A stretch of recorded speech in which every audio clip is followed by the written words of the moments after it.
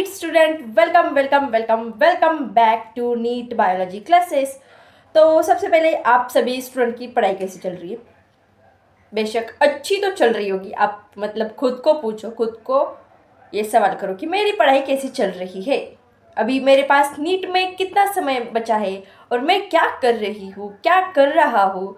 मैं क्या नीट के अकॉर्डिंग, नीट के सिलेबस के अकॉर्डिंग मैं पढ़ाई कर रही हूँ, कर रहा हूँ सच में, रियली। एक सवाल खुद को पूछो।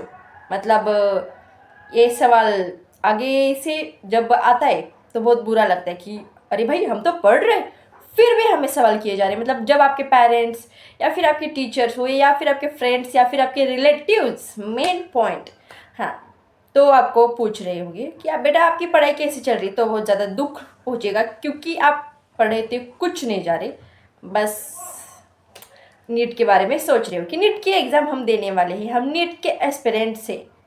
तो ये सवाल जब आगे से आएगा ना तो बहुत ज़्यादा तकलीफ होगी। तो इससे पहले आप खुद को पूछो कि मेरी नीट की पढ़ाई कैसी चल रही है, कि मैं नीट के सिलेबस के अकॉर्डिंग चल रहा हूँ या नहीं। तो सबसे पहले मुझे मेन बात ये बतानी थी कि आप नीट एस्पिरेंट हो, बहुत सारे नीट के स्टूडेंट होंगे, जेई के होंगे, मतलब जो भी कॉम्पिटिटिव एग्जाम देने वाले हैं वो स्टूडेंट होंगे। मैंने ऑब्जर्व किया है मतलब बहुत सारे स्टूडेंट का इंस्टा के बायो में हो चुका, मतलब कहीं पर भी जहाँ पर सोशल मीडिया होते हैं वहाँ पर वो डालते कि NEET aspirants, future doctor and वगैरह वगैरह डालते। ये एटीट्यूड अच्छा है, बट लोगों को बताना अभी से ज़रूरी नहीं है कि हम नीट के एस्पिरेंट हैं, हम फ्यूचर में बनने वाले डॉक्टर हैं। पहले बनो तो सही, फिर खुद ब खुद लोग आपको पहचानते हुए, ढूंढते हुए आएंगे।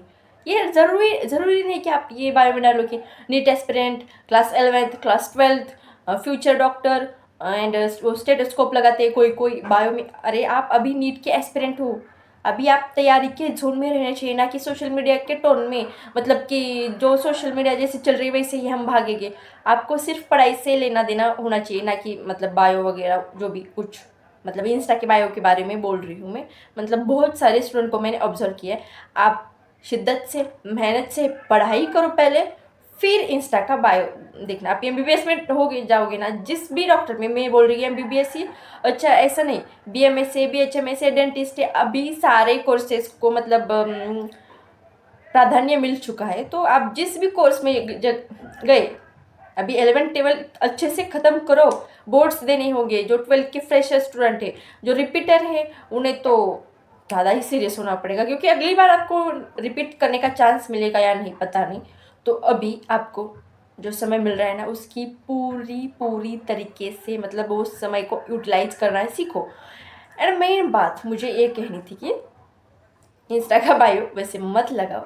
आप जब ट्रांसफ़र होगी एमबीबीएस या बीएमएस या बीएचएमएस या बीडीएस में, तब लगा सकते हो कि हाँ हाँ भाई मैं एमबीबीएस का स्टूडेंट हूँ। बट प्लीज़ अभी मत लगाओ क्योंकि वो मतलब आपसे हो गई, आपसे नीट तो निकलेगी पक्का, गारंटी। अगर आप पढ़ाई करते रहोगे, ऐसे ही यूट्यूब स्क्रॉल करते रहोगे तो पक्का नहीं निकलेगी। बट आपको पढ़ाई करते रहोगे, डेली प्रॉपर एनालिसिस खुद को करोगे कि मेरी पढ़ाई किस वे से जा रही है, कि मैंने कल से ज़्यादा अच्छा आज पढ़ाई की, परसों से ज़्यादा मेरी थोड़ी बहुत तो प्रोग्रेस हुई आज की पढ़ाई में। क्या मुझसे क्वेश्चन कल जो नहीं बन रहे थे वो आज बन रहे हैं, जो परसों मेरे से नहीं हो पा रहे थे, concept clear, diagram based question, PYQ, जो एनसीईआरटी में NCERT based statement wise question आते हैं, मैच द फॉलोइंग आते हैं, वो नहीं बन रहे थे। बट अब मैं 10 में से कम 5-6 तो सॉल्व कर पा रही हूँ या कर पा रही हूँ या नहीं, ये खुद को पूछो।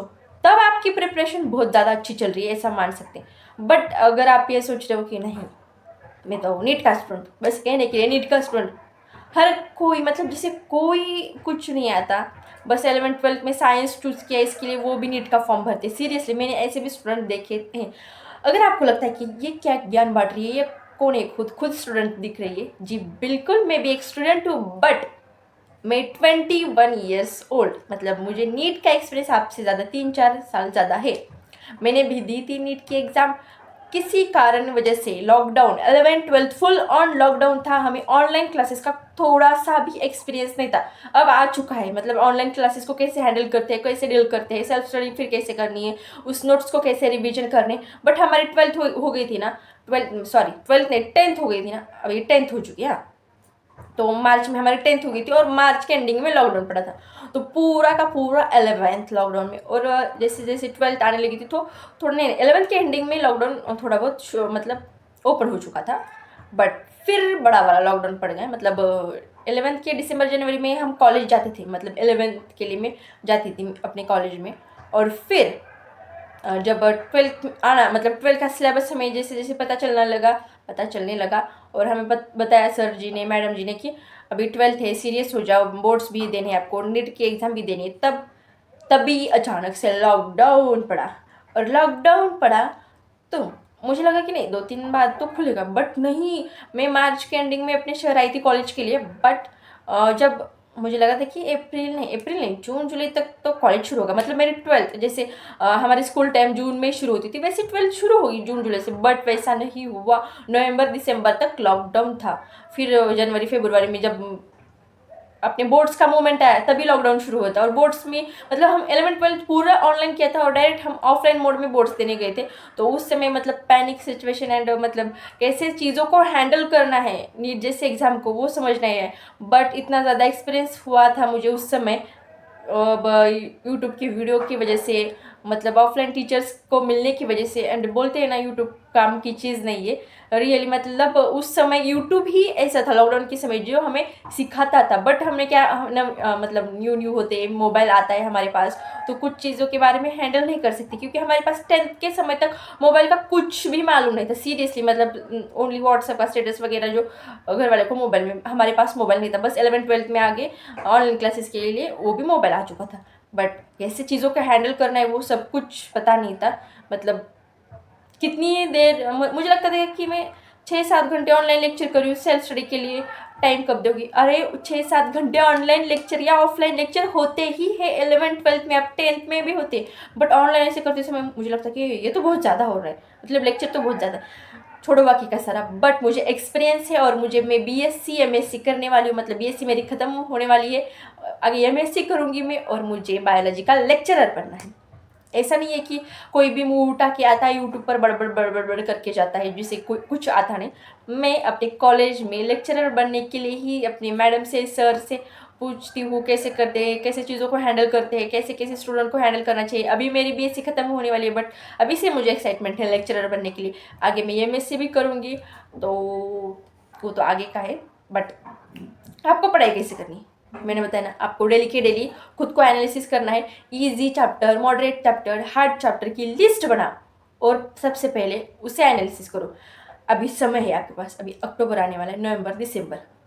अभी आप क्या करो, जो भी आपको लगता है ना मेरा सिलेबस खत्म हो सकता है इस फेज तक, मुझे 3 मंथ तक सिलेबस खत्म करना है। जिसका नहीं हो सकता ना टेंशन मत लो, फरवरी तक भी खत्म होगा ना तो कोई बात नहीं, बट ये ध्यान जरूर में रखना कि फरवरी में बोर्ड्स आने वाली है, उसकी भी टेंशन अलग से होगी आपको।